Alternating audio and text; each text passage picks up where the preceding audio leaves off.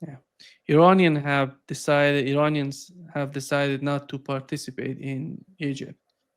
The argument on their part was the foreign minister of Iran said that the United States has attacked us and they're threatening us a lot of sanctions on Iran. That's the reason we are not going to be there, but we are welcoming any sort of solution for Gaza. Do you see anything beyond that? What beyond what the foreign minister of Iran said in as the one of the main reasons that Iran didn't participate?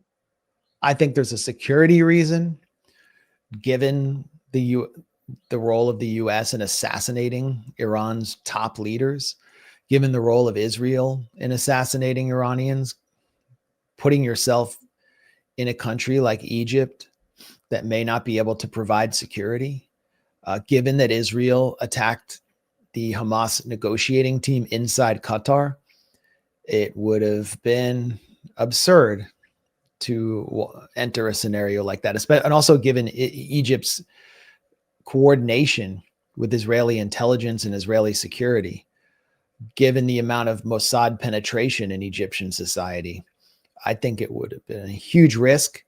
Diplomatically, it would have, what would the point of it had been, given that the entire spectacle was geared to show the dominance of the US, and that the only reason that any country would be there would be to demonstrate their desire to still be within Washington's orbit and part of a transatlantic alliance.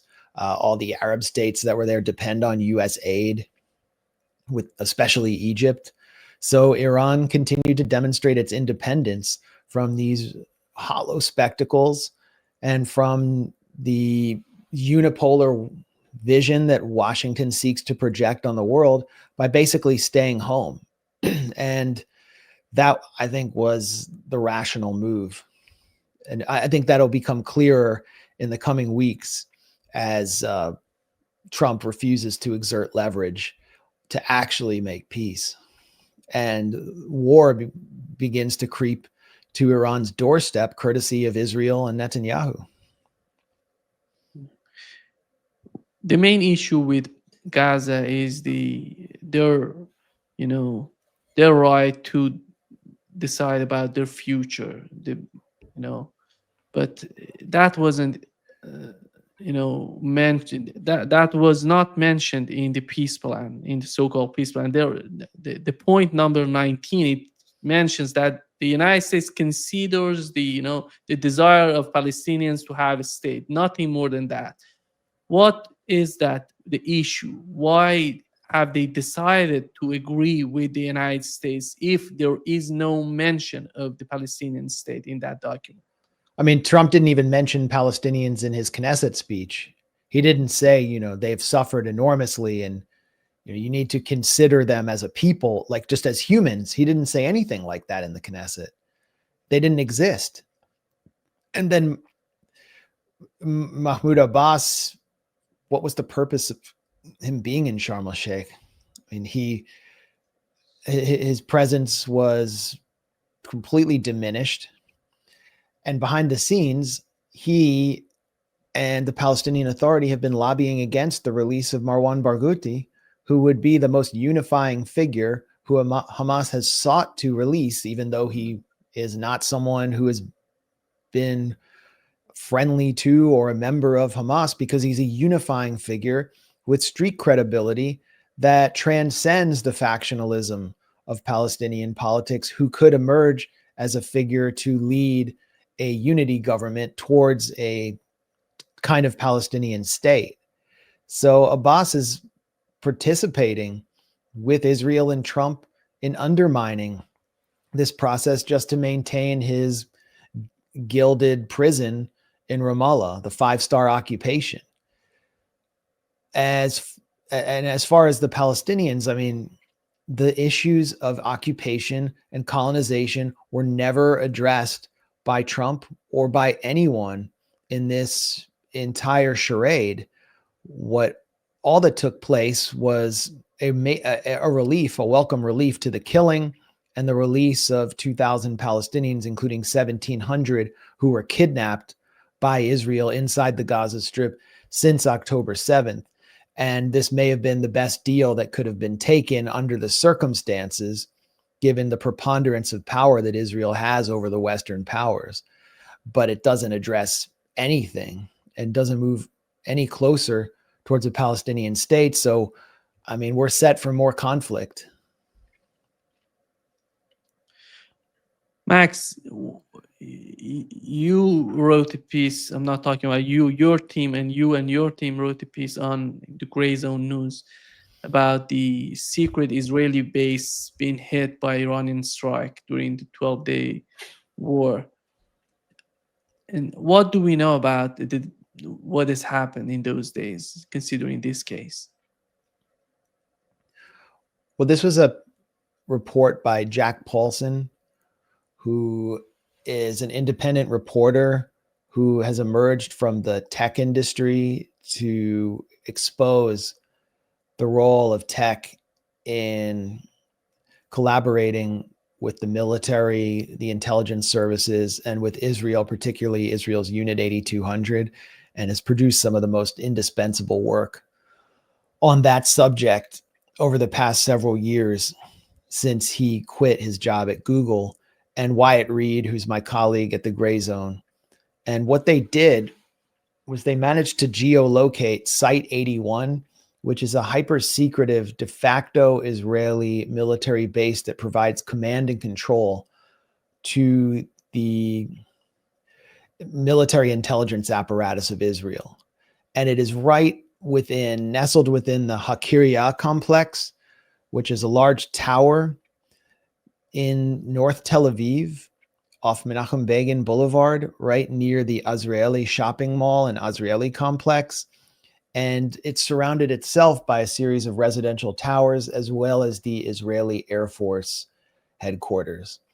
And I've written about this before, how this represents the ultimate human shielding of the central node of Israel's genocide machine and its Fortress of Zion bunker, where Netanyahu and his inner circle hide whenever there's retaliation for the wars that they launch across the region, most recently in June during the 12-day war.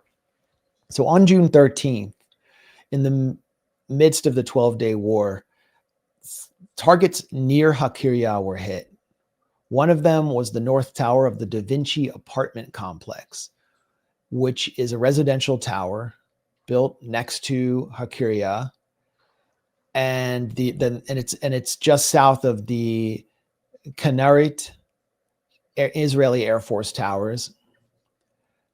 And what Jack Paulson and Wyatt Reed determined was it was also above this underground military intelligence bunker, which is jointly administered by the US and Israeli militaries. And they used through a collection of leaked emails from the Handala leaks, which contain the emails of top-level Israeli military and diplomatic officials, as well as public documents, Israeli news reports, and photographs, that one of the locations that was struck by Iranian ballistic missiles on June 13th was directly above Site 81. So I don't know if Iran knew that was the site. I don't know what they were targeting specifically other than Hakiria, but it struck directly above Site 81. And this is the significant part. Site 81 is located almost directly below or in the shadow of the Da Vinci towers. So what this means is a residential tower is being used to human shield one of the most sensitive, secretive aspects of Israel's military intelligence apparatus, command and control. And I think that's the takeaway from this piece. And just one other point or something to note is that a reporter from Fox News, Trey Yingst, showed up at the site of this strike or these series of ballistic missile strikes on June 13th. And there's footage of Israeli police pushing him away and demanding that he not film. Israel has since shielded this area further to prevent the public from filming it with high walls. And they've basically evacuated some of these areas. So there's an acknowledgement there that they don't want the public to know about this or the press to know about these areas. It's all sort of it remains under official censorship. But the Israelis can no longer claim that Iran is trying to kill Israeli civilians when this was clearly a military target.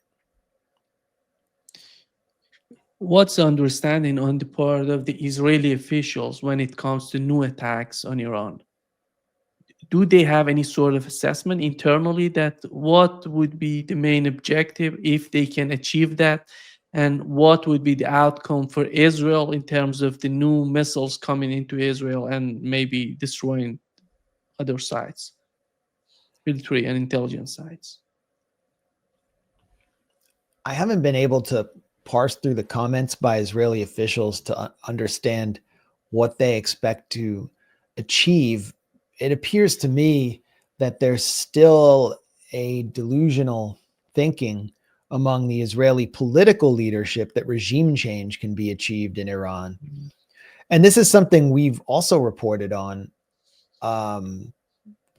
We republished a piece by Jack Paulson exposing the fact that Mossad is increasing its online recruitment efforts of Iranians in the diaspora, especially in Germany, promising lots of lucrative payouts and opportunities to get their family out of Iran and to relocate them, to subsidize their housing if they can provide information on sensitive Iranian facilities, especially nuclear facilities. And so they're specifically recruiting Iranians in the diaspora, but also inside Iran, who work in these facilities. And weirdly, the Mossad is running these ads, this ad campaign through an LLC in Atlanta, Georgia, which is registered to an influencer, a comedian influencer named Desi Banks. I wonder what he has to say about this. We couldn't reach him. But the point is, they're still trying to degrade Iran's scientific know-how, its nuclear industry. That remains the main target for Israel. It's sort of consistent with their general strategy of mowing the lawn, where they try to, it's a disgusting phrase that Israel conceived during its siege of Gaza, where they, without achieving regime change or destroying the enemy, are able to weaken it through continuous warfare and various operations that might just last a few days, but it sets the enemy back. And so that's one thing I know they are seeking, but I've seen Israeli leadership say what we're actually seeking is to harm Iran to the point to replicate their success in Lebanon against Hezbollah, get Iran to stand down, weakened in a ceasefire, and then wage what they call wars between wars, where they degrade targets without any retaliation by Iran because Iran has been so severely weakened. That's delusional. Iran is not Lebanon. Iranian deterrence is much stronger than Hezbollah's, and they're also not located directly on Israel's doorstep. And the other aspect is the political failure of the 12-day war by Israel. Israel united the Iranian public around the flag, including large sectors of the public that has issues with the Islamic Republic, with the revolution, because of the amount of civilian casualties Israel caused, because they attacked Iranians in areas that are bastions of opposition or criticism to the Islamic Republic, like Tajrish and North Tehran, just setting off Mossad car bombs. The Mossad death squads that Israel had armed and trained inside Iran were just widely seen as terrorists and hated. The bombing of the Evin prison gateway completely backfired and killed families visiting their loved ones inside the prison, as well as social workers. So it was a total backfire by Israel. So I think if the leadership, the military intelligence apparatus in Israel is rational, which they probably are not, they'll dispense of the fantasy of regime change. but I think they exist in their own bubble, and the political dimension is also pushing Israel to war, which is Netanyahu's own survival and just the sheer fanaticism of the Jewish Israeli public. The Trump administration, when it came to power, has decided to go after Yemenis, Houthis. They said that this time going to be different. We're going to make them, feel how powerful the United States is. They went there, and after all, they have decided to withdraw from the Red Sea, Bab el Mandab, and that region. Do you think the same curves goes to the conflict between the United States and Iran? How do they feel? Do they feel differently, or they have learned something from the first phase of the war between the United States, between Israel and Iran, and then United States interfered? What is the point? Do you think that there are some people in the administration that they feel that they can defeat Iran, or they feel the same way that it was as it was in the Bab el Mandab in the Red Sea? That's not going to work. We're not going to go in that direction. I think the faction in the White House that believes it can defeat Iran was seated in the Knesset, or the figures were seated in the Knesset, one of them right in front of Miriam Adelson. And that was John Ratcliffe, who we identified based on comments from a Trump administration official at the Gray Zone as Mossad stenographer, someone who had convinced Trump that Iran was on the verge of producing nuclear warheads and actually even distributing nuclear warheads to Yemen's Ansar Allah, another WMD hoax. John Ratcliffe is essentially unqualified for any intelligence position, even in the House of Representatives. He was a backbencher and a small town lawyer from suburban Dallas. He represented a town of like 7,000 people outside Dallas, and now he's risen to the head of the CIA. And a lot of it has to do with backing from AIPAC as Israeli intelligence, and they essentially control his thinking, while the lesser known officials in the CIA make him feel important and manipulate him in their own way. So what was he doing seated in front of Miriam Adelson?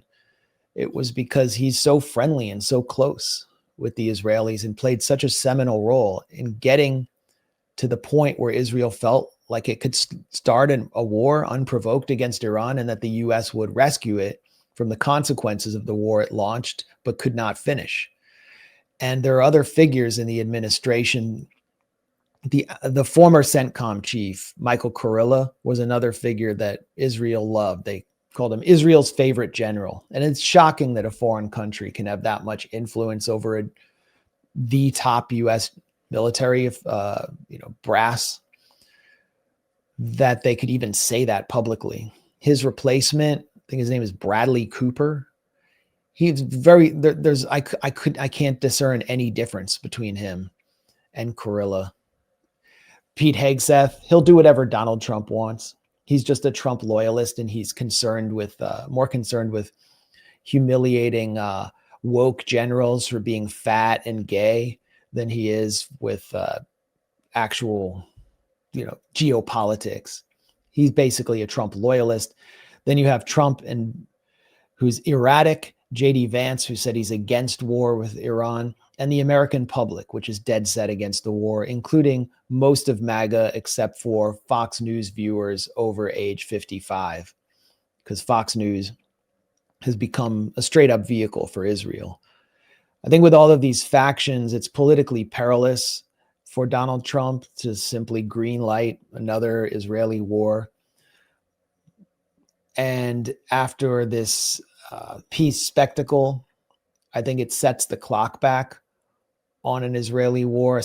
I think the clock was the timeline was set back as well by Israel's self-destructive strike in Qatar, but we still have to expect that another round will come, and Israel assumes that it has a much better chance of drawing the US in now than it will after a potential midterm election in which the Republicans suffer a humiliating defeat and the Democrats take control of the House and possibly even the Senate. So I still would expect somewhat in the near term the Israelis to attempt something. I just don't know what they're actually thinking. And I think we can all assume if they do launch it, it will be more violent and bloodier than the last round, and Israel will suffer a heavier blow, potentially with ballistic missiles and weapons that we hadn't even seen before. Max, before wrapping up this session, we have a new winner of Nobel Peace Prize, and Maria Corina Machado. Machado, yeah. Yeah, she won. She somehow defeated Donald Trump. She's more important for the establishment than Donald Trump right now. Yep. And what is the case of, you know, the case of Venezuela? Because looking at 2021, it was the Russian opposition. 2022, it was Belarusian opposition. 2024, Iranian opposition. And right now, Venezuelan opposition. What do they want from Venezuela? It's all about oil. It's something geopolitical, much beyond that. What's your take on that? Well, the Nobel Peace Prize now has to be renamed the Nobel War Prize because it is being engineered to give a green light to the US war on Venezuela, a war which is currently underway, in which the United States is carrying out arbitrary extrajudicial executions of unknown Venezuelan citizens, branding them without any process, any legal process, as narco terrorists, killing them on the high seas. Maria Corina Machado has been awarded the Nobel War Prize after she endorsed Donald Trump's war on Venezuela, and after she signed a cooperation document with Netanyahu's Likud party and personally appealed to Benjamin Netanyahu to lead an Israeli invasion of Venezuela. She later, a year later, called on the US to launch a Libya-style military intervention in Venezuela at the same time that I personally witnessed her attempt to take over a Venezuelan military base along with members of the Venezuelan upper class opposition in Caracas. And this failed, but we can see that Maria Corina Machado represents the most radical faction of the Venezuelan opposition, which has supported sanctions, which, according to the Center for Economic and Policy Research, have killed tens of thousands of Venezuelans, as well as triggering a massive migration wave to the north, to the US-Mexico border, which has fueled the rise of Trump and the nativist anti-immigrant right, when many of those Venezuelans in Donald Trump's second term were deported not back to Venezuela, something that the government of President Nicolas Maduro was allowing and welcoming, but to a torture camp in Nayib Bukele's El Salvador, where they were humiliated. Maria Corina Machado stood not with her countrymen in Venezuela, but with Donald Trump. And this is consistent with Maria Corina Machado's entire career since she first emerged leading a campaign called La Salida, in which she encouraged Venezuelans to call for regime change against Hugo Chavez and then Nicolas Maduro, which led to violent riots, which killed hundreds of Venezuelans. In La Salida, the parties and the political mechanism behind it was funded by the United States through the National Endowment for Democracy, which has hailed Maria Corina Machado's reception of the Nobel War Prize. Finally, Maria Corina Machado has openly promised that if the US will push ahead with an invasion of Venezuela to place her in Miraflores Palace as the president, that she will hand over Venezuela's oil wealth and mineral wealth to the highest bidder. And it appears pretty clear that a coterie of MAGA billionaires has already assembled to plunder Venezuela, which is why Elon Musk suddenly turned into a pro-regime change fanatic on Venezuela after never having mentioned the issue before when Maria Corina Machado was running for president. So this is an award for war. It validates Donald Trump's illegal extrajudicial executions and the general push to plunder Venezuela's resources through a regime change war. And it totally discredits the Nobel Prize.